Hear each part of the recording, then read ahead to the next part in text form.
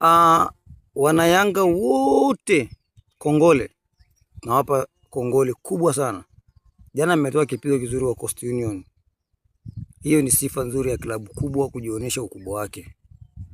Lakini kitu ambacho mimi bado kinaniumiza kichwa kidogo. Kwa nini hamumchezeshi Selemani Mwalimu achezeshwi?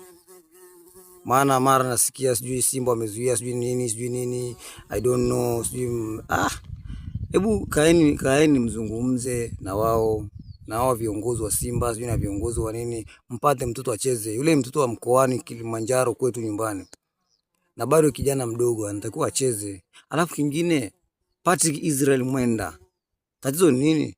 Hebu kaeni basi viongozi wa Yanga, alafu mtengeneze wale vijana bora wadogo, taifa la wategemea.